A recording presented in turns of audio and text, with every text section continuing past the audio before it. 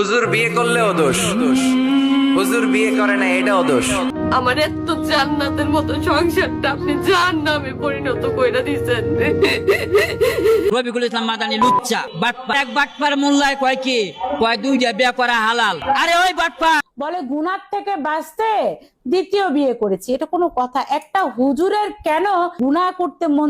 হযরত মুহাম্মদ সাল্লাল্লাহু আলাইহি সাল্লামের প্রথম স্ত্রী, যার সঙ্গে তার 25 বছর বিবাহিত জীবন, এই পুরো 25 বছরে তিনি দ্বিতীয়। আমরা যারা প্রবাসে থাকি, এই যে হুজুরের কন্যা সন্তান হয়েছে, হুজুরে ধৈর্য ধরতে পারতেছে না, তার মেশিং এমন ভাবে মানে কি বলে তার ওটা দরকার, সেজন্য সে গুনাহ থেকে বাঁচার জন্য দ্বিতীয় বিয়ে করছে।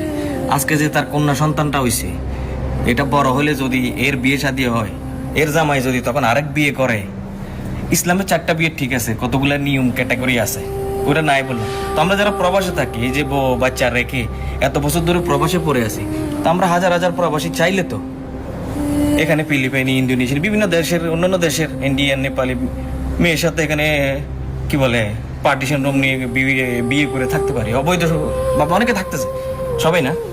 তো এটা আমাদেরকে কি মেসেজ দিল এই হুজুরে? আসলে এদের থেকে কি শিকার আছে? আমি এই হুজুরের তখনই চিনতাম যখন ওই শেখ হাসিনার আমল ধরে নিয়ে গেছে, উদাম বাদাম টাদাম দিছে, তখন চিনতাম আর কি। ওনার আসলে এই ভিডিওটা আমাদের মা বোনদের আজকে সমাজের কি মেসেজ দিল উনি, আসলে খুবই দুঃখজনক। আমি একজন দুবাই প্রবাসী, এই ঘটনার এই ধরনের যারা করে, এই ধরনের ওয়াজ মাহফিলে যারা এই ধরনের বিভ্রান্তি ছড়ায়, এই ধরনের মানে উল্টা পাল্টা কথা, নিউজ টিউজ, এটা সেটা মানে বিয়ে শাদীর ব্যাপার বলে, এগুলো খুবই দুঃখজনক, হতাশাজনক, তীব্র কি বলে নিন্দা জানাচ্ছি। ভালো থাকবেন, ভিডিওটা শেয়ার করে হুজুরের পর্যন্ত পাঠাই দিবেন সবাই। Good luck. একটা পয়েন্ট, সবচেয়ে জরুরি পয়েন্ট কেউ বলছে না। বিশেষ করে এক শ্রেণীর পুরুষদের বহুবিবাহের প্রতি অতি আগ্রহ লক্ষ্য করা যায়, প্রশ্নবোধক চিহ্ন আসে। খেয়াল করে দেখেন, হযরত মুহাম্মদ সাল্লাল্লাহু আলাইহি সাল্লামের প্রথম স্ত্রী খাদিজা রাদিয়াল্লাহু আনহু, তিনি জীবিত থাকা অবস্থায় তিনি দ্বিতীয় বিয়ে করেন নাই। আই রিপিট, হযরত মুহাম্মদ সাল্লাল্লাহু আলাইহি সাল্লামের প্রথম স্ত্রী, যার সঙ্গে তার 25 বছর বিবাহিত জীবন, এই পুরো 25 বছরে তিনি দ্বিতীয় বিয়ে করেন নাই। এর চেয়ে বড় সুন্নত কি হইতে পারে? বিয়ে সম্পর্কিত এর চেয়ে বড় সুন্নত কি হইতে পারে আমারে বুঝান।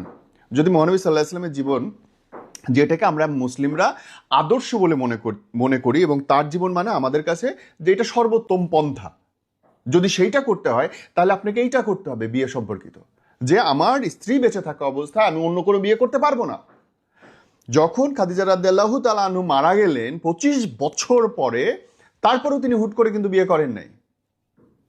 তার ছোট ছোট বাচ্চা ছিল, বাচ্চাগুলো দেখার প্রয়োজন ছিল এবং তার নিজের দেখার প্রয়োজন ছিল, এই বাচ্চাদের মেনটেন করা, নিজের ভেঙে পড়ে, এবং তিনি যে কি পরিমাণে আহত হয়েছিলেন খাদিজা রাদিয়াল্লাহু তাআলা চলে যাওয়ার পরে।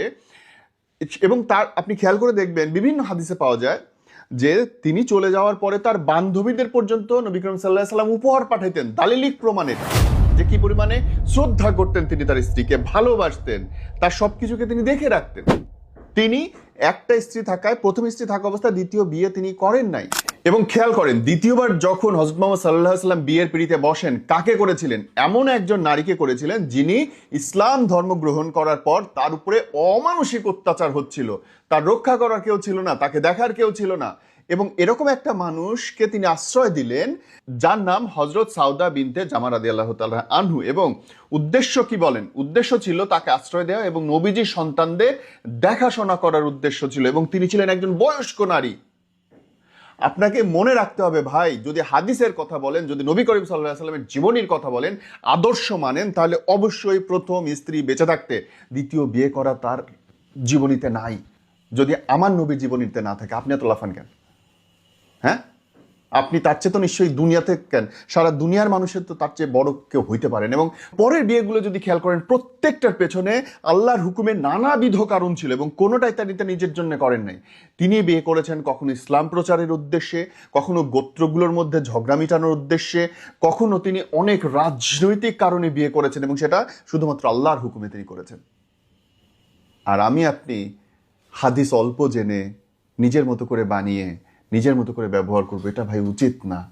এইটা উচিত না। আপনার একাধিক বিয়ে করতে ইচ্ছা হয় করেন, আপনি, সেটা আপনার একান্ত ইচ্ছা, কিন্তু আপনি ধর্মের দোহাই দিয়েন না, ধর্মকে মাঝখানে আইনেন না।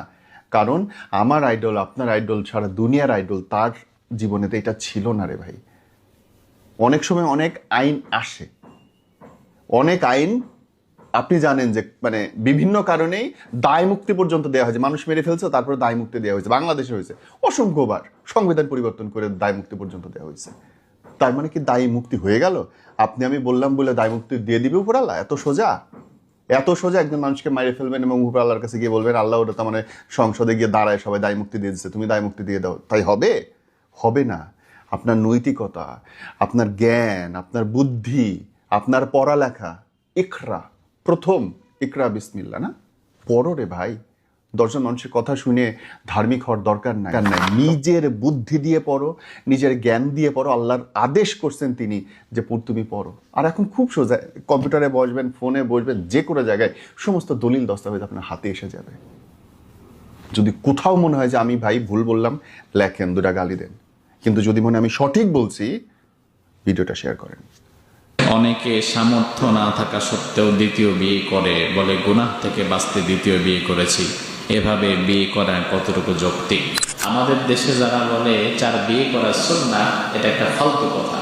4 বিয়ে করা সুন্নাহ তোমাকে বলেছে, কিন্তু বর্তমান বাংলাদেশে অনেক মানুষকে দেখা যায় নিজের মতো করে মিসইউজ করে এবং ফলশ্রুতিতে গালি আসে ইসলামের ওপর। আসলে ইসলাম একাধিক বিয়েকে জায়েজ করেছে। কি করেছে? ফরজ, সুন্নাহ। আমাদের দেশে যারা বলে 4 বিয়ে করা সুন্নাহ, এটা একটা ফালতু কথা।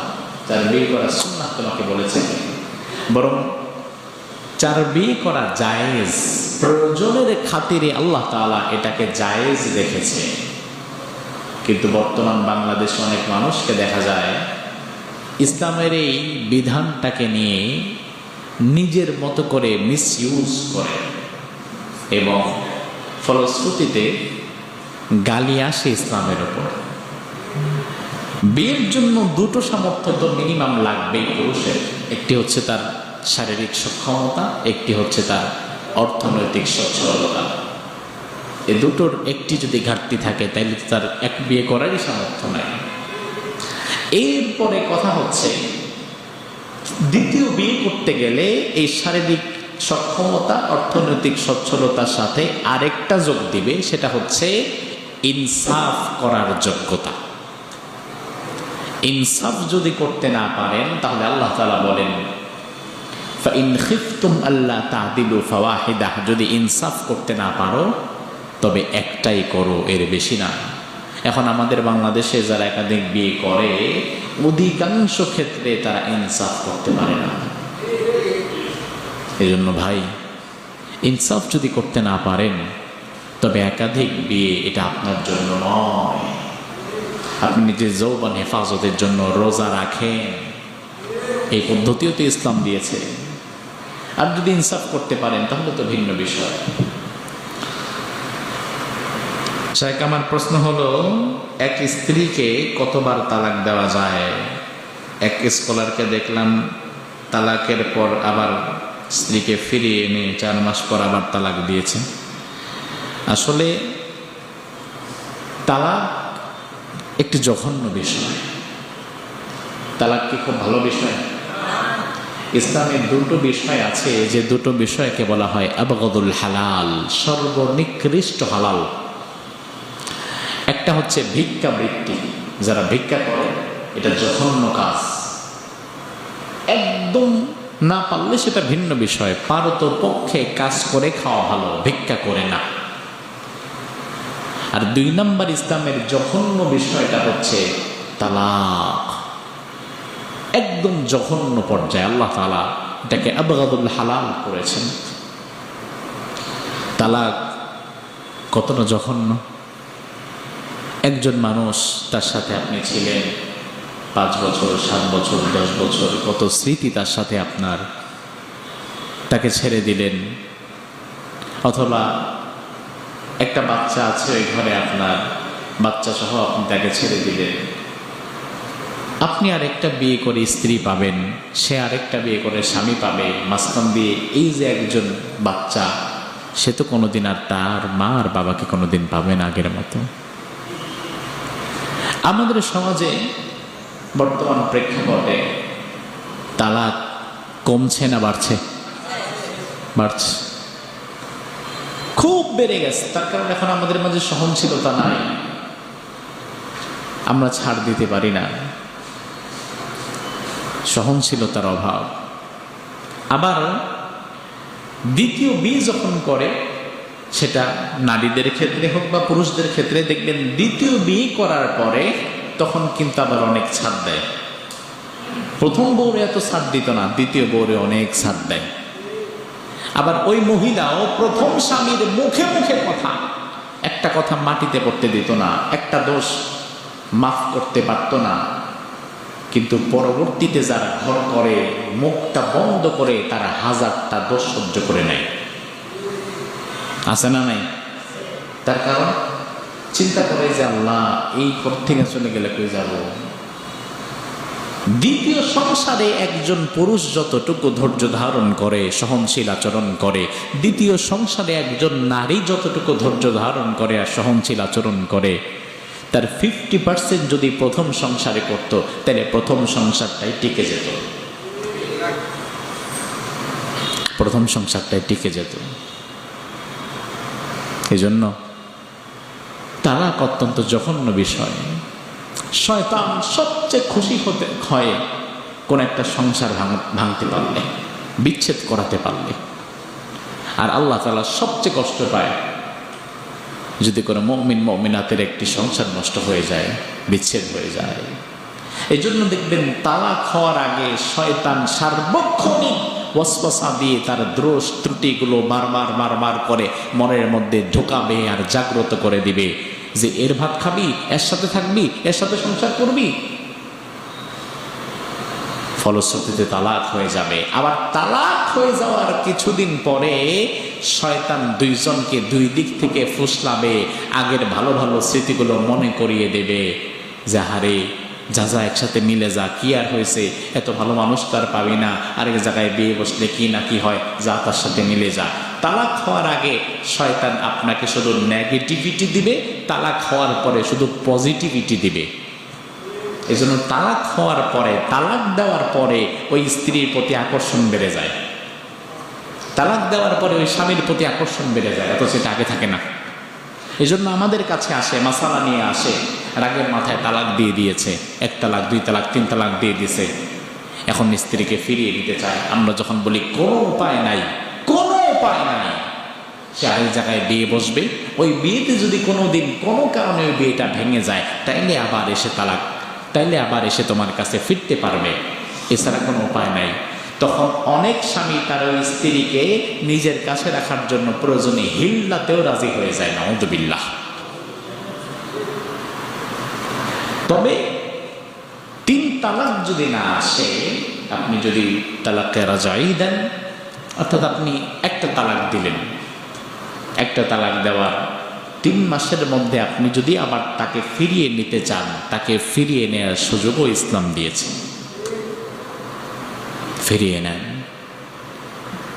আর যদি তালাক 3টা দিয়েই ফেলে কেউ, তাহলে কিয়ামত পর্যন্ত এই স্ত্রী নতুনভাবে গ্রহণ করার আর কোনো সুযোগই তার নাই। অন্য জায়গায় বিয়ে বসা লাগবে। ওই স্বামী কোনোদিন স্বেচ্ছায় যদি তালাক দেয়, এরপরে আসা ছাড়া আর কোনো অপশন নাই। অন্য অপশন যদি কেউ বের করে, ওটা ইসলাম সমর্থিত না। আল্লাহ তাআলা তালাকের মতো এই নিকৃষ্ট জঘন্য কাজ থেকে আমাদেরকে হেফাজত করুক। আমাদের বাংলাদেশে কোনো মৌলবি দ্বিতীয় বিয়ে করে ফেসবুকে আবার কি করে, পোস্ট করে, আমি চরিত্র ঠিক রাখার জন্য দ্বিতীয় বিয়ে করছি। সেইটা নিয়ে গোটা বাংলাদেশ ভাইরাল। আরে মৌলানা, তুই দ্বিতীয় কর, তৃতীয় কর, তো ভাইরাল করা লাগবে। বিয়া ভাইরাল করার জিনিস আপনার কন্ত, এমনি তো বাংলাদেশের মানুষ মৌলবিক দেখা পারে না, ও আবার ভাইরাল মেরে দিছে। প্রয়োজনে আপনি দ্বিতীয় বিয়ে করতে পারেন, কিন্তু দ্বিতীয় বিয়ে করা সুন্নত নয়। দ্বিতীয় বিয়ে করা কি নয়? সুন্নত নয়। এক বিয়ে করা হলো সুন্নত। একটা বিয়ে করা হলো সুন্নত, প্রয়োজনে আপনি করতে পারেন, কিন্তু সেটা আবার এত ভাইরাল করার দরকার কি?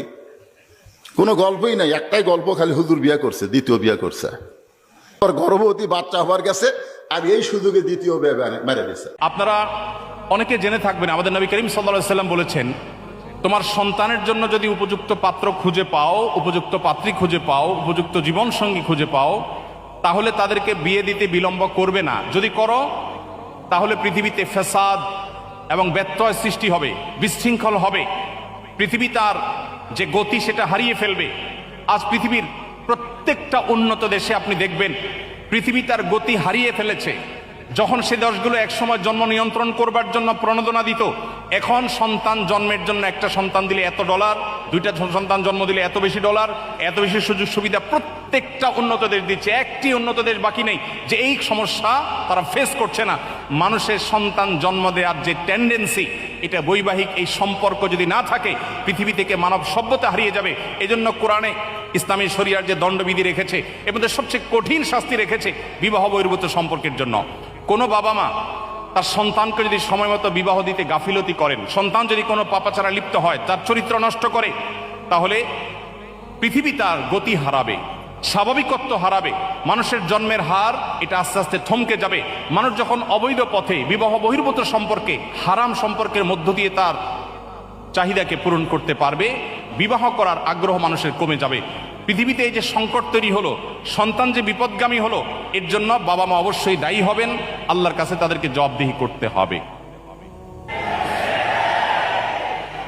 যারা মুরব্বীরা আছেন, প্যারেন্টস যারা আছেন, বাবা মা যারা আছেন, আমি তাদেরকে বলতে চাই, আপনারা যখন এখনকার তরুণদের বয়সে ছিলেন তখন সোশ্যাল মিডিয়ার এই ভয়াবহতা, তখন আজকে যে সমস্ত ফিতনা আছে এই ফিতনাগুলো তখন এতটা ভয়াবহ ছিল না।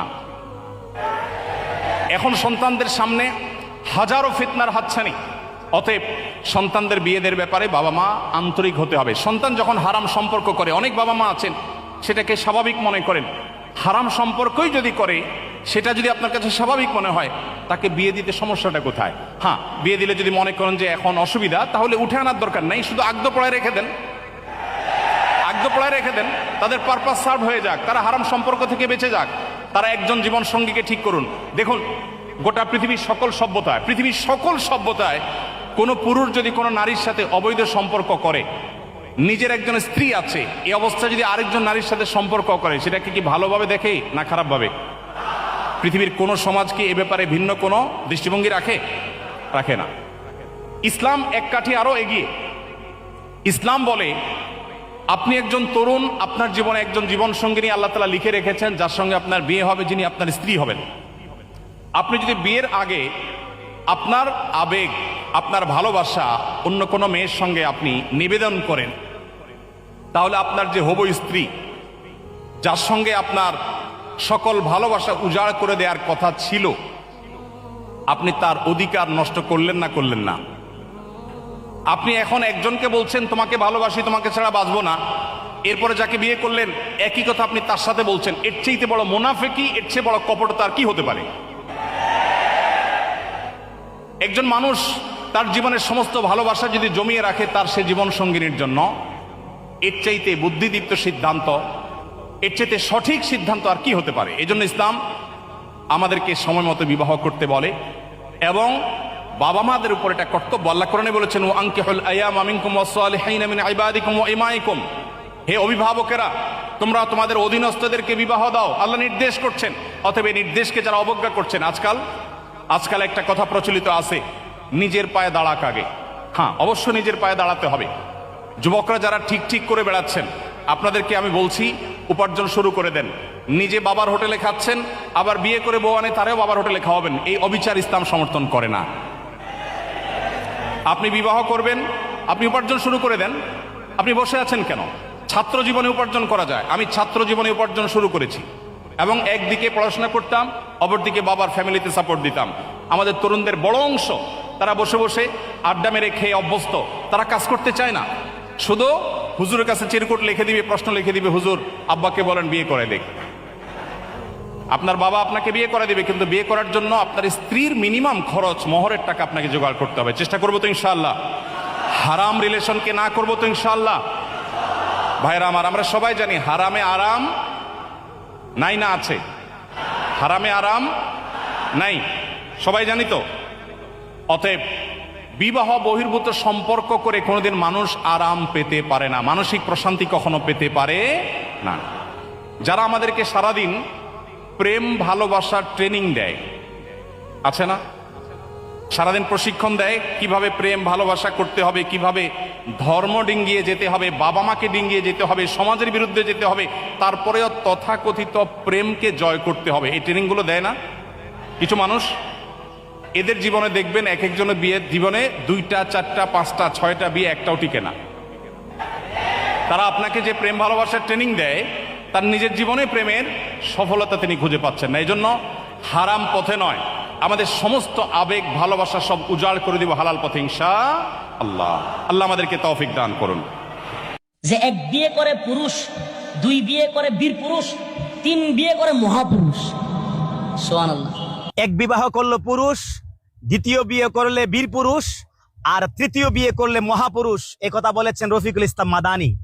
আমি বলবো, যারা 1 বিবাহ করে স্ত্রীকে সঠিকভাবে খেয়াল করবে, স্ত্রীর অধিকার ঠিকভাবে দিবে, একটা বিবাহ করে একজন স্ত্রীর পাশে থাকবে, তখন তার গর্ভের মধ্যে সন্তান আসবে, তার পাশে থাকবে, তার অধিকার ঠিকভাবে দিবে, আমি মনে করব ওই লোকটা হলো বীর পুরুষ, ওই লোকটা হলো মহাপুরুষ।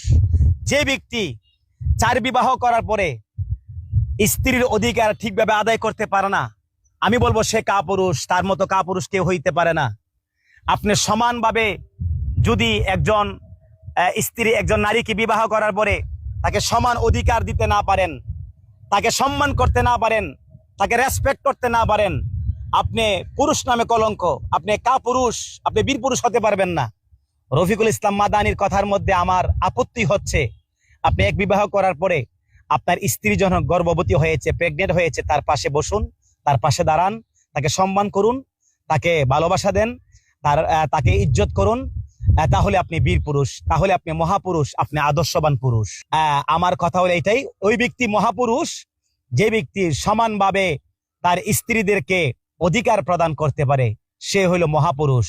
আর যে ব্যক্তি 1 বিবাহ করার পরে স্ত্রীর অধিকার দেয় না, জায়গা জায়গায় মুখ দেয়, বিভিন্ন জায়গায় খারাপ কাজ করার জন্য পাইতারা করে, তারা হলো কাপুরুষ, তারা হলো শয়তান পুরুষ।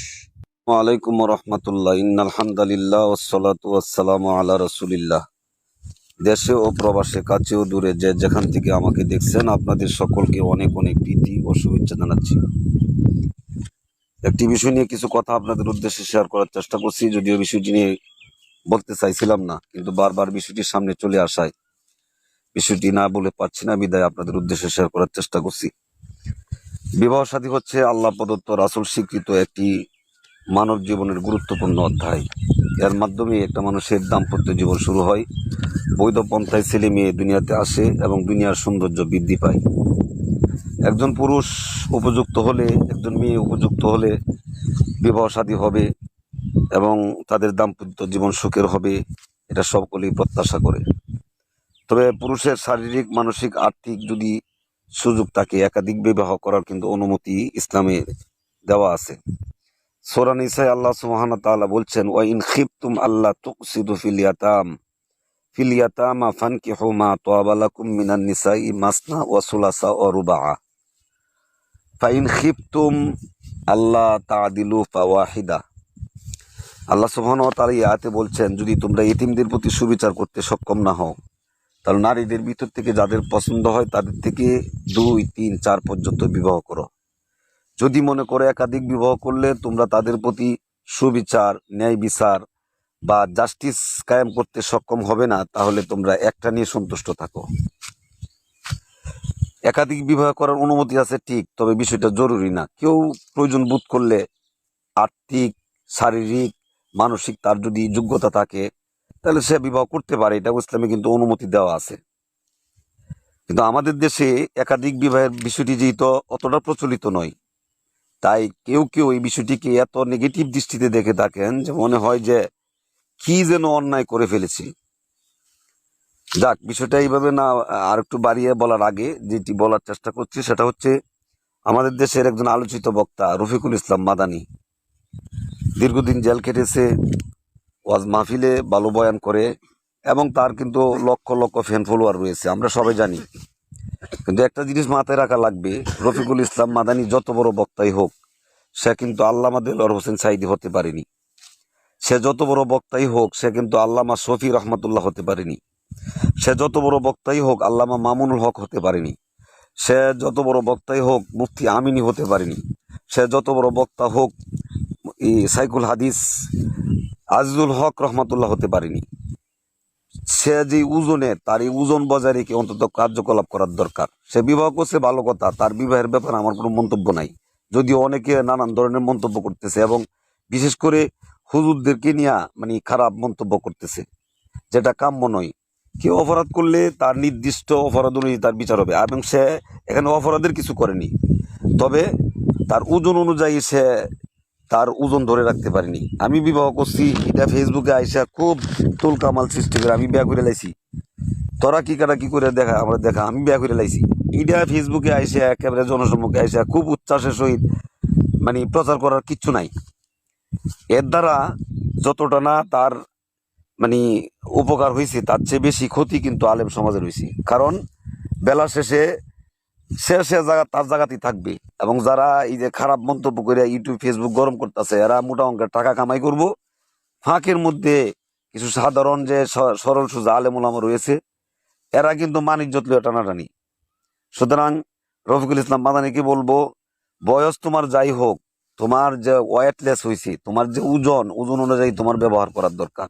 তুমি বিবাহ করছো, আগে বিবাহ করছো, তোমার ওয়াইফ তোমার এটাতে সম্মত আছে কিনা আমরা জানি না, তোমার সন্তান দিয়ে হয়েছে, এখন তোমার প্রয়োজন বোধ করছো, তোমার অর্থনৈতিক শারীরিক মানসিক যোগ্যতা আছে বলে তুমি বিবাহ করছো।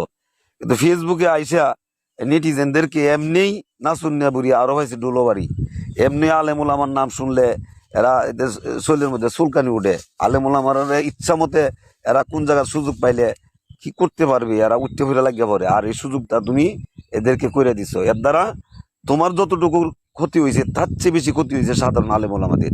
সুতরাং তোমার ওজন অনুযায়ী আশা করি যে তোমার এই ব্যবহারটা করার দরকার। আর নেটিজেন যারা বিভিন্ন গ্রুপে বা ফেসবুকে ইউটিউবে আপনারা বিরূপ মন্তব্য করতেছেন আলেমুল আমাদেরকে নিয়ে, আপনাদেরকে সাবধান করে দিই, এদেশের আলেমুল আমাগণ নদী দিয়ে বাইশাই দেশে আসে নাই, এরাও এই দেশের নাগরিক।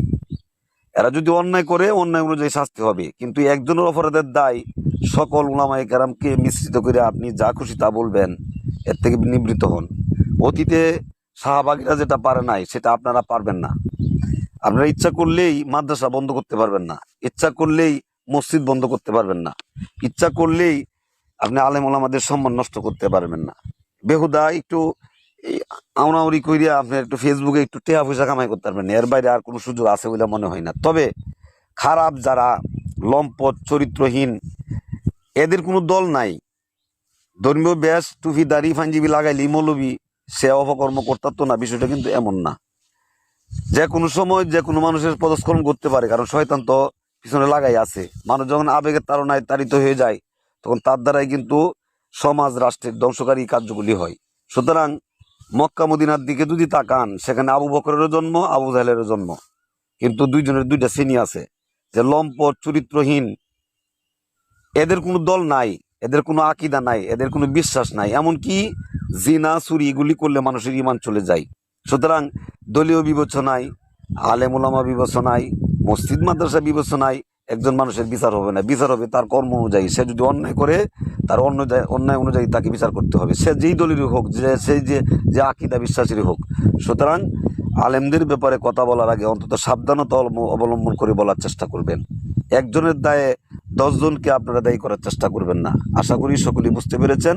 বিশেষ করে রফিকুল ইসলাম মাদানীকে বলবো, তুমি যে কাজটা করছো, আবেগে আপলোড হইয়া ফেসবুকে আইসা খুব স্ট্যাটাস দেওয়া, নিজেরা কইছে আমি বিয়া করেছি, তোমার মতন মন বিয়া অনেকেই করছে, কিন্তু এভাবে ফেসবুকে আইসা একেবারে তুল কামাল সৃষ্টি করিয়া এই মানুষের মুখে উড়াই দিছে না।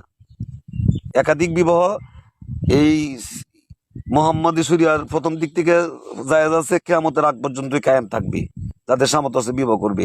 রাষ্ট্র বিরোধী, সমাজ বিরোধী, শরিয়া বিরোধী কোনো কাজ যদি কারো দ্বারা সংগঠিত না হয়, তাহলে এটা তিরস্কার করার কিছু নাই, তবে অতি উৎসাহিত হইয়া আরেকজনরে এই গোলান পানিতে মাছ শিকার করার সুযোগ